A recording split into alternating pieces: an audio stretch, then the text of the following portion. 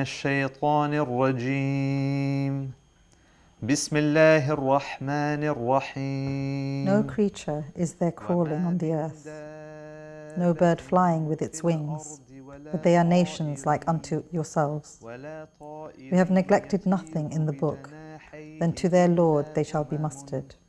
Qur'an 6:38. ما فرطنا في الكتاب ما فرطنا في الكتاب من شيء ثم إلى ربهم يحشرون. It is He sends down rain from the skies. With it we produce vegetation of all kinds. From some we produce green crops, and from which we produce grain heaped up at harvest. نخرج منه حبا متراكبا ومن النخل من طلعها قنوان دانية Out of the date palm and its sheaths come clusters of dates hanging low and near, and gardens of grapes and olives, and pomegranates, each similar yet different. When they bear fruit, feast your eyes with the fruit, and the ripeness thereof. Behold, in these things there are signs for people who believe. Qur'an 6:99. صدق الله العظيم.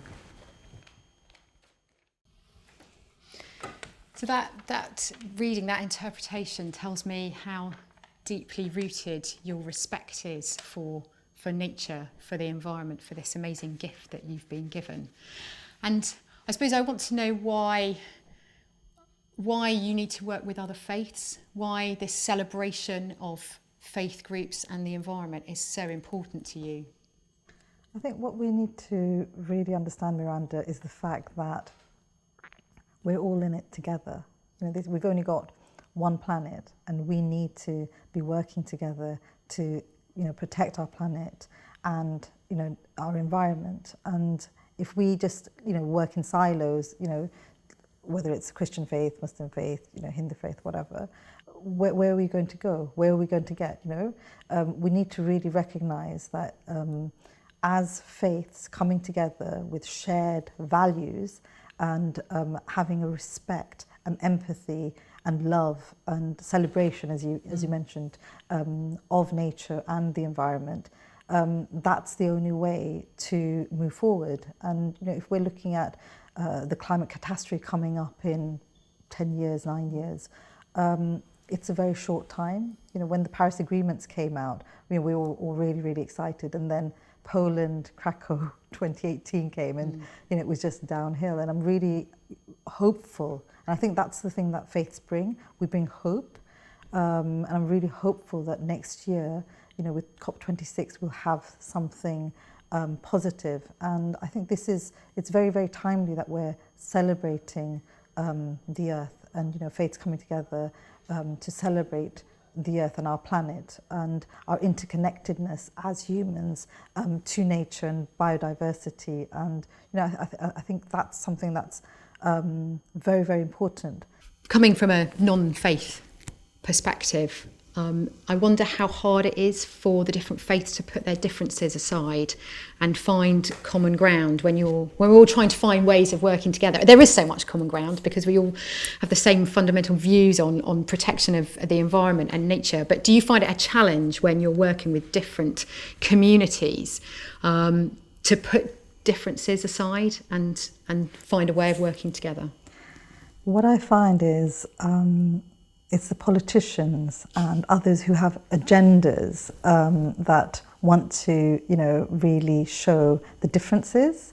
And those of us from the faiths who, especially around a topic like the environment, it's something which it is very, very easy to come and join hands and stand shoulder to shoulder, talking about the importance of the environment to each and every individual from all the vast faith communities that we work with.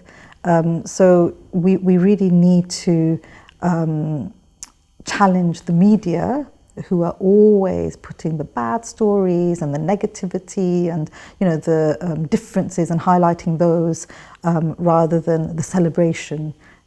So I think this is so important to understand that, you know, there's so many commonalities and shared experiences and shared values where everyone wants to, you know, be able to have a future for the generations now and the generations to come, you know, on this planet, and, you know, not to be worried about what's going to happen, you know, in 20 years, 30 years time. I mean, in the past, people were talking about future generations. Now we can't even talk about future generations. We talk about, you know, my children, you know, your children, our grandchildren. You know, we need to talk about them right now.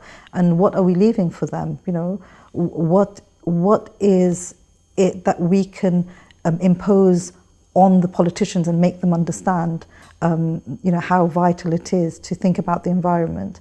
And I think, you know, with the faith communities, I mean, with the Muslim community, you have 2 billion, almost 2 billion Muslims throughout the world. You know, if they, you know, were able to have a voice and amplify their voice for the good of the environment and the planet, you know, and then think of all the other, you know, the Christian, the Hindu communities, all the other communities coming together, it's a force to be reckoned with, honestly. Yeah.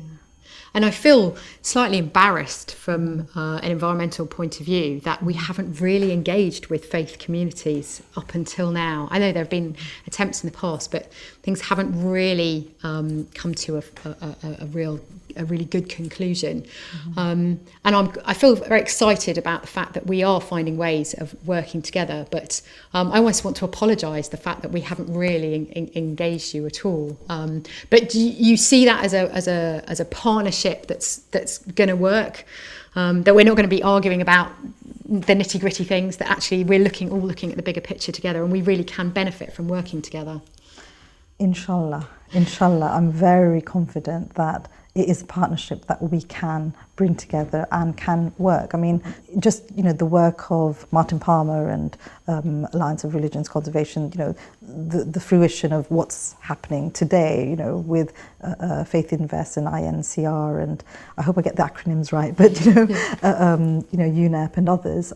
This shows the hard work in the background that so many of us have been doing over 10, 20 years, you know, to get to this position. And myself, I'm a co-chair of something called the Multi-Faith Advisory Council to the UN Interagency Task Force on Faith and Development.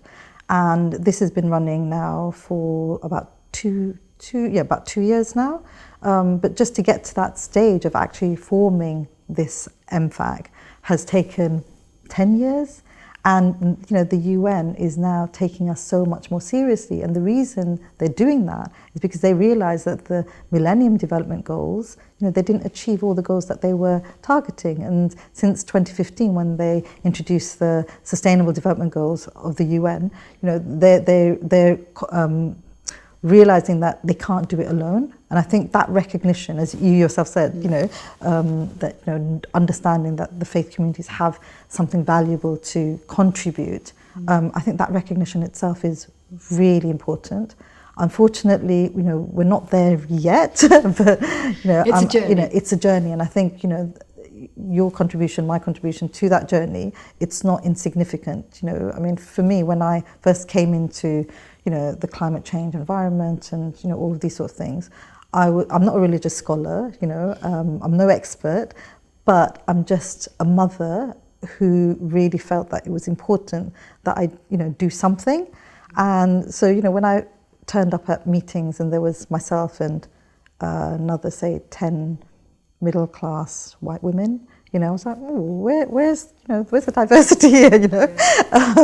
So, you know, I think, you know, you realize when you go into these circles and you start trying to get involved, that it's not something insignificant, you know, because I was just thinking, you know, I'm just one individual, what can I do? But, you know, when we all come together and we start amplifying our voice, and, you know, I myself have got a lot of agency in terms of being able to say things and, you know, contribute to different conversations and action. I think that's the key, you know, being able to have faith action.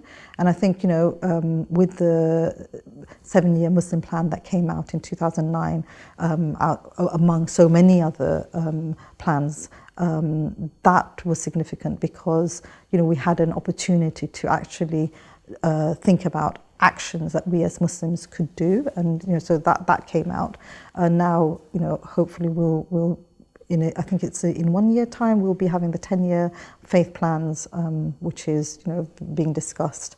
So that's really exciting. I think that's really important and significant as well.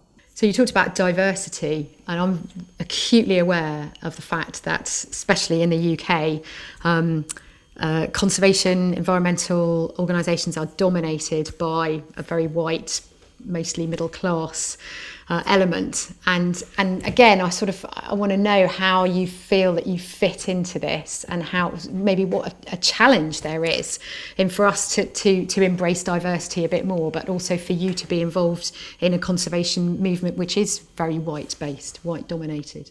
I was brought up in England from the age of 4, so I'm probably as British as you are. So for me, it's not about how I fit in. It's as a British citizen, as a concerned citizen of my nation. Obviously, I want to protect, this nation and move forward in a way where I'm, thinking about how how climate change impacts the UK, especially with climate change with Britain being an island. Obviously, it's so obvious what can happen. But also in terms of my ethnicity, I'm a Bangladeshi ethnically, and that again is another low-lying country. So if you think as a Muslim, you've got about 50 Muslim, mainly Muslim countries, which are severely impacted by climate change. And yet, in terms of their greenhouse emissions, carbon emissions, it's minuscule compared to the industrialized nations. So I think, we've got past the stage where we're asking the developed countries to apologize. That's long gone now. Now it's about how can we together find solutions which aren't, again, talking to the colonialist times and, industrialized, industrial revolution and all that sort of stuff. How can we find a way where nations can develop, but in a green, environmental way and sustainable way? Yeah. But then now you've got COVID that's come into the mix. Yeah. So how do we, tackle COVID-19 as well? So, there's a lot of challenges for all of us, and we need to make sure that, and I mentioned the politicians at the beginning, I'll mention it again, politicians don't hijack our agenda and use it for themselves, and we ensure that local knowledge, is used, and ways in which the nations in the south particularly are developed in a way which is good for them and for their nations and for the globe. But we also need to recognise that with civil wars and a mass migration, which is a lot of us happened because of climate change, this is you've ended up with refugees and IDPs, and then you've ended up with a lot of injustices around race and religion and gender. So there's a whole mix of things which we need to unpick and be very, very conscious of. So in terms of looking at our approaches when we're looking, say, at a program, we need to make sure that we're looking at a program which is on climate change, but we're having the themes of gender and social justice, integrated within these things, because otherwise, and poverty, because climate change is going to have, and it is having an incredible impact on the lives of so many. So I'm intrigued about some of the projects, some of the programs that you're involved with. Obviously you need to empower people to make a difference. What sort of initiatives do you have? What sort of inspiration do you give people to actually make a change in their lives? I'm really glad that you mentioned action. The reason being, when people think about climate change, they don't realise how they can actually make a difference, because they think that's in the realms of the scientists.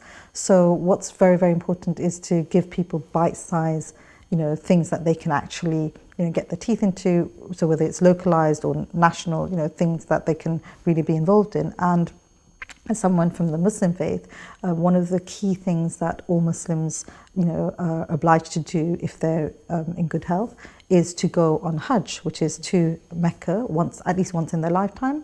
So one thing that with Alliance of Religions and Conservation that I had worked on and we published was a green guide to the Hajj, which was launched, I think, in Assisi in 2010, if I recall. And that's something that's significant because it's both talking about going on the Hajj, but in a way where you're thinking about walking lightly on the earth.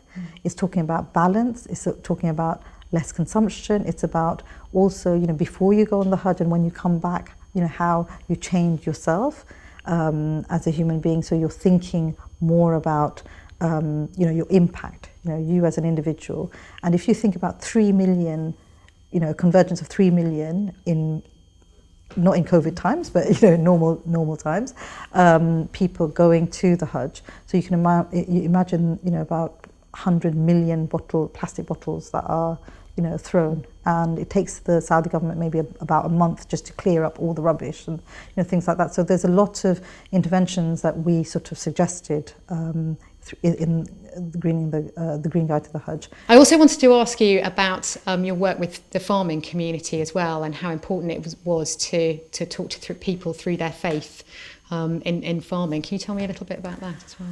Okay, so I think what's interesting about Muslims is that, we follow our rituals a lot. So we do our prayers, we go on Hajj, we do our fasting during the month of Ramadan. But when it comes to, looking at the environment and our impact on the environment and our surroundings, we sort of disconnect that from the religion. So, as I said, as a thought leader, what we've been trying to do is reconnect and and through stories and stories from Qur'an or Hadith, tell people how important it is in terms of their relationship to nature and to the environment and to each other. So Islamic farming is something that we piloted in Kenya. Again, it was a toolkit that we developed with ARC, and that has two aspects. One aspect is the theological aspect, where we get an imam who comes and gives a day or two training to the farmers and talks to them about their role vis-a-vis the earth and the planet and, in relationship to God. And then we actually go and do the practical training where we teach them, how to work with pesticides and fertilizers which aren't chemical and natural, and then being able to use clean energy like solar powered wells and things like that, and then to also think about Islamic farming from a perspective where it's not something new that we're introducing. It's conservation agriculture for sure, but if you look at the 12th century, at that time there was, a whole agronomist, sort of Islamic agronomist culture, and a lot of knowledge was shared at that time. People used to have almanacs, which they'd, sort of write in and, talk about the weather and what they were planting. They had a fight with their wife today, all sorts of things were in this almanacs. But there's a wonderful sort of stock of information and knowledge, and what the Islamic Farming Toolkit was trying to do is just revive that and remind people about that. It wasn't something that we were recreating, but it's about crop rotation. It's about having livestock. It's about being able to have beehives. It's about localized farming, so you can sell to your local markets and keep something for yourself. So it's about sustainable smallholder farms, not the big tractor-led sort of big farming. And that went really well in Kenya. Then we did a larger project in Nigeria, and we're very keen to build this and grow this. But I think the main problem has been funding. I was saying to you earlier in terms of the UN that the relationship's improving, and with funders, what they always want to know is evidence, data, the proof of concept, all those sort of things. And we as faith communities aren't very good at that. And I think that's something that we really need to highlight. And I think we need to change the perceptions among the donors also. So I think, people like Martin and others, that's something that they're really trying. And if we're given opportunities, I know that we can really enhance this Islamic farming and build it throughout Africa, for instance, and really have some impact, with food security issues being something that is a huge concern in Africa right now, with climate change. I think that's something that really has to come on the top of the agenda of whether it's the World Bank or the UN or others. And the World Bank has an initiative called the Moral Imperative, which I'm on the steering committee of. And, so they're looking at fragile states, and they're trying to, get advice from the faith communities. And they launched also, I think, in 2015. So, they're trying to, so there's a raft of different people coming at the environment and issues around poverty and things. But, it's about how do we get them all working together in a more interconnected way. And I think for me, that's an issue, because I know that I get called to different things. And then I'm like, why aren't these people talking more, or doing things more, or. So do you think that's why Celebration Earth is going to be so successful? Is it because we're getting all these people around the table talking about a common goal, a common passion, a common love, a common concern?